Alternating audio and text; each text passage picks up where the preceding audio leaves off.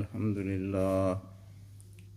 للہ وکفا وسلام علی عبادہ الذین اصطفیٰ اما بعد فاعوذ باللہ من الشیطان الرجیم بسم اللہ الرحمن الرحیم لن ینال اللہ لحومها ولا دماؤها ولکن ینالہ التقوی منکم ان اللہ وملائکتہ یصلون علی النبی یا ایہا الذین آمنوا صلوا علیہ وسلموا تسلیما اللہم صل علی سیدنا ومولانا محمد وعلی آل سیدنا ومولانا محمد وبارک وسلم وصل علیہ الصلاۃ والسلام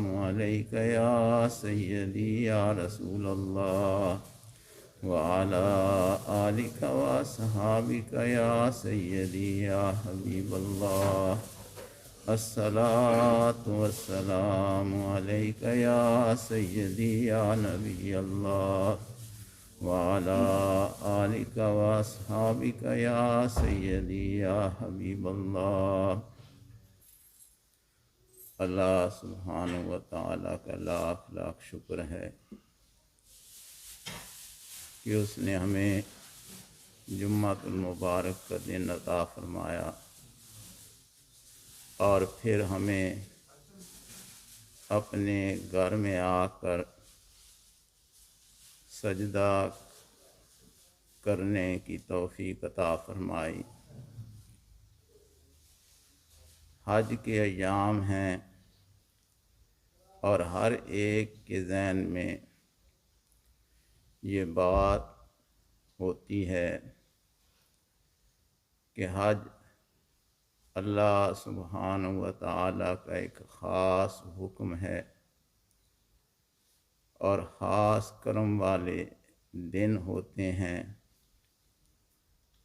اور پھر انہی دنوں میں قربانی بھی کی جاتی ہے۔ تو جو کام بھی کیا جاتا ہے اگر اس میں اللہ کی رضا کا اصول، اللہ کی رضامندی کا اصول شامل نہ ہو تو بڑے سے بڑا عمل جو ہے وہ ضائع ہو جاتا ہے۔ اگر نیت درست ہو تو چھوٹے سے چھوٹا عمل انسان کے لیے بہت ہو جاتا ہے۔ قربانی کیا ہے اور قربانی کیوں کی جاتی ہے، اور قربانی سے انسان کو کیا حاصل ہوتا ہے، یہ وہ سوالات ہیں کہ ہر سال ان پر سیر حاصل باز کی جاتی ہے۔ ہر مسجد کے اندر اس پر تقاریر ہوتی ہیں، سیمینارز ہوتے ہیں، مختلف طریقے سے لوگوں کو متوجہ کیا جاتا ہے۔ ایک حدیث یا اس سے بھی کم وقت ہوگا کہ بات کروں، حالات ہی ایسے ہیں۔ نبی اکرم صلی اللہ علیہ وسلم کا ایک فرمان اپنے ساتھ لیتے جائیں کہ آپ نے فرمایا من وجد ساعۃ فلم یضحی فلا یقربن مصلانا، کہ جو شخص جسے طاقت حاصل ہو، ایک وہ شخص ہے جس کے حالات ہی اسے اجازت نہیں دیتے۔ Different levels, person is angry with someone. What will he say first to him? Don't talk to me. The second level is he will say to him, don't come to my house. I don't want to keep any relationship with you. The Eid is a very, very important day, and that is a happy occasion And the Prophet sallallahu alaihi wasallam is rahmatul lil alamin. But he is angry with those people, they have facility and they have money, wealth, and still they don't do qurbani. What my beloved Prophet sallallahu alaihi wasallam said, man wajada sa'atan, who can afford. One person, he is not able, he has no money, he has no wealth, he has no facility, he is not in that state that he can do qurbani, that is a different matter. آپ نے فرمایا کہ جسے طاقت حاصل ہو، جس کے حالات اجازت دیتے ہوں اور پھر بھی قربانی نہ کرے، فلا یقربن مصلانا، پھر ہماری عیدگاہ میں بھی نہ آئے. If he is not willing to share the happiness with other people, why he is coming to our happy occasion? رسول اللہ نے فرمایا پھر عیدگاہ میں آنے کی اسے ضرورت نہیں ہے. تو that shows the anger of the Prophet صلی اللہ علیہ وسلم.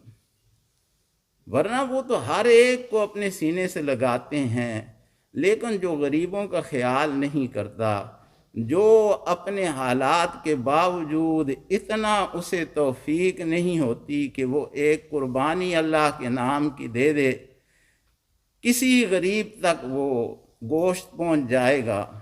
اللہ نے تو اعلان کر دیا ہے کہ لن ینال اللہ لحومھا ولا دماؤھا، اللہ تک تو نہ تمہارا جو ہے یہ گوشت پہنچتا ہے تمہاری قربانیوں کو، اور نہ خون پہنچتا ہے.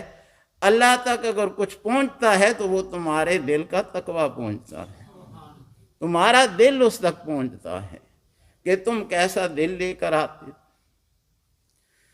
اب دوسری حدیث، غریبوں کا اسلام کیسے خیال کرتا ہے.